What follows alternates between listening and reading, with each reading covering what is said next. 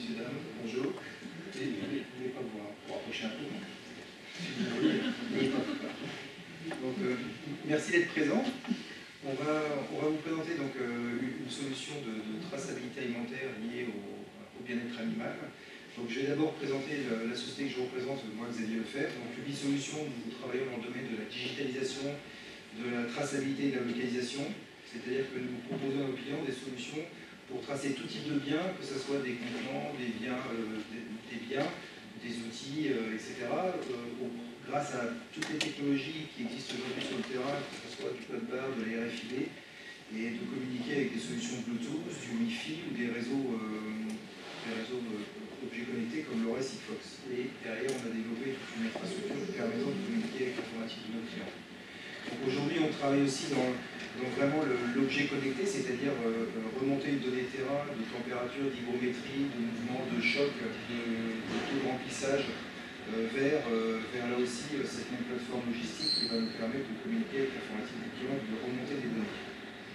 Les dernières innovations que nous avons développées chez Ubi Solutions, c'est le cadenas connecté. C'est très innovant sur le marché français. Ça vous permet de sécuriser vos expéditions et de localiser le cadenas, puisque à distance, vous allez pouvoir savoir où il est, savoir le déloquer à distance, recevoir une alerte si le lien métallique est coupé. Donc ça change un petit peu des solutions qui peuvent aujourd'hui exister, où on constate seulement à l'arrivée du camion que le chargement a pu être ouvert, que le plomb a sauté, etc. Donc c'est un peu du plomb électronique. Donc ça c'est assez... parce qu'on est toujours dans le domaine de l'objet connecté. Et on travaille aussi dans le domaine de la digitalisation des process, avec des solutions là aussi qui sont un peu nouvelles dans le domaine de l'industrie, qui sont connues dans le domaine de la grande distribution, parce que vous avez peut-être auprès de chez vous des grandes surfaces qui utilisent des étiquettes électroniques. Là, en fait, on a utilisé et déporté cette solution pour le mettre auprès d'un opérateur, ce qui va permettre de lui afficher des informations différentes sur ces étiquettes. Le bouton permettant aussi à l'opérateur de pouvoir demander une action, typiquement de faire un réappro en bord de ligne. Mon emplacement est vide, j'appuie sur le bouton, ça génère de manière automatique une demande de rapprovisionnement au système informatique. Voilà. Donc on est dans la digitalisation, la localisation et la traçabilité au sens large du terme. Ubi Solutions est une entreprise française dont le siège est en région parisienne, avec différentes implantations en France et en Europe. Aujourd'hui, on travaille dans tous les domaines, l'industrie, qu'elle soit agroalimentaire ou automobile ou aérospatiale, dans la distribution, les centres de loisirs, les services et tout ce qui touche au domaine hospitalier et à la gestion de linge en RFID aussi. Voilà. Donc aujourd'hui, on souhaitait vous présenter la solution que l'on a déployée chez nos clients Sénécal, représenté ici par Monsieur Sénécal et Madame Sénécal.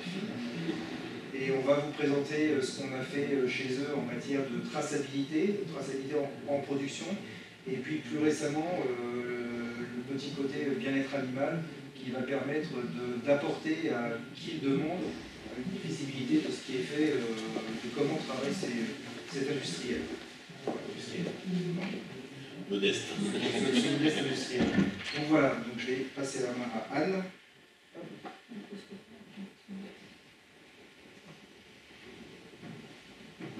Vous vous entendez bien au fond, ça va? Oui. Parfait, merci.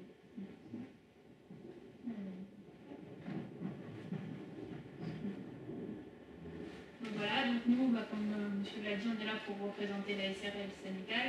C'est un abattoir de volailles. On est situé dans le Calvados à Caraï, un petit village que personne ne connaît sûrement. L'abattoir a été créé en 2000, donc sa surface de production a doublé en 20 ans. On a 16 salariés présents dans l'entreprise et un chiffre d'affaires l'année dernière de 2,1 millions d'euros. Grosso modo pour la présentation de l'entreprise. Donc les produits qu'on propose, donc les volailles traditionnelles, poulet, pintade, poulet, etc. Les volailles festives, ça commence, bientôt Noël déjà. Et du coup, on fait des ventes et livraisons auprès des boucheries traditionnelles, de grande surface, et aussi auprès des comités d'entreprise. Donc pourquoi on a voulu créer un système de traçabilité? Ça a été suite au scandale alimentaire, pour avoir une volonté de rassurer le consommateur. Et ça permet de gagner la confiance du client, et là on ne peut pas tricher. C'est du QR code, on va voir plus tard sur les volailles. Donc quand vous flashez le QR code, vous voyez la traçabilité du produit et la vie, entre guillemets, de la volaille. Donc là, une fois que c'est enregistré sur le cloud, on ne peut plus rien changer, tout est écrit. Ça a été mis en point en 2017, avec une solution.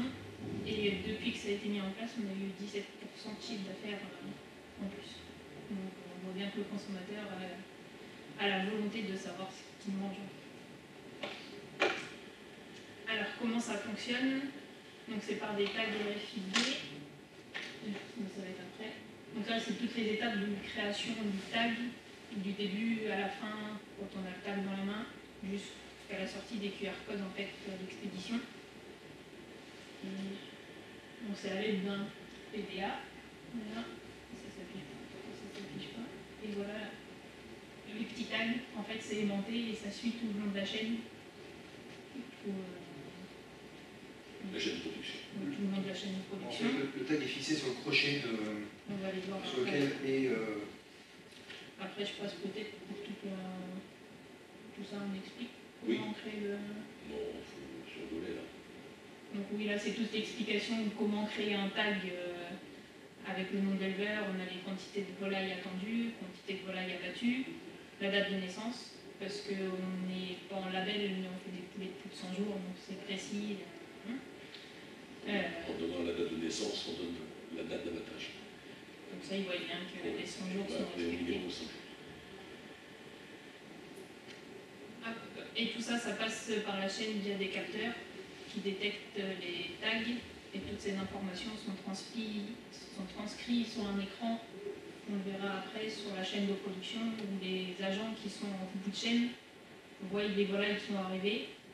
Il y aura le nom de l'éleveur, le nombre de volailles attendues et le nombre de volailles qui sont réellement passées devant le capteur pour avoir le nombre à la fin de volailles.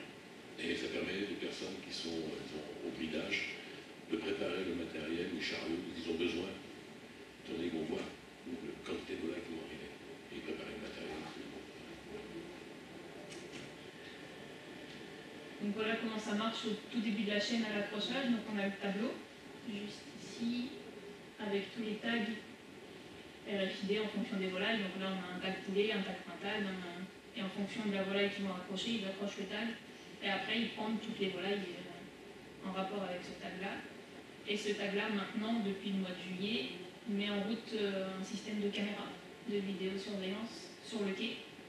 Donc pour chaque lot de volaille, pour chaque tag, il y aura une caméra qui permet de contrôler le bien-être animal, qu'il n'y a pas de maltraitance animale à l'accrochage sur le quai et au niveau de l'électronarcose sur l'endormissement de la volaille. Voilà. Je ne sais pas si on les voit les tags. Ça, c'est la préparation. Ouais, Donc, la veille, Anne prépare les tags de l'abattage de demain. Par exemple, aujourd'hui, elle prépare pour demain alors, les noms des producteurs, la quantité, la date de naissance, avec la fiche ICA.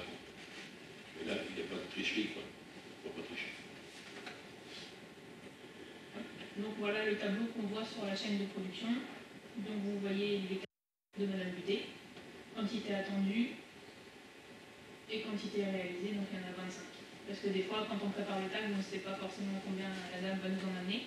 C'est pour ça, d'où le tag, on sait qu'il y en aura 25 et pas qu'une. Voilà. Et ça, c'est tous les tags qu'on a créés avant, qui vont nous suivre dans la journée. Alors, vous avez remarqué, on mettait des petits pictogrammes de couleurs et de formes. C'est parce qu'à une époque, on avait des manœuvres étrangères. Et éviter toute erreur, on a mis des symboles et les formes et les couleurs pour éviter toutes les erreurs.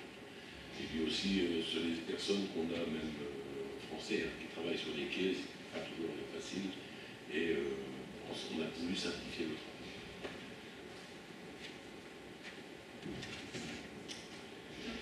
Et du coup, tout en fin de chaîne, les personnes qui mettent les volailles sur les chariots enregistre le nombre de volailles bonnes, entre guillemets, si je peux dire, déclassées, s'il y a eu des saisies sur la chaîne, et s'il y a eu des morts en caisse.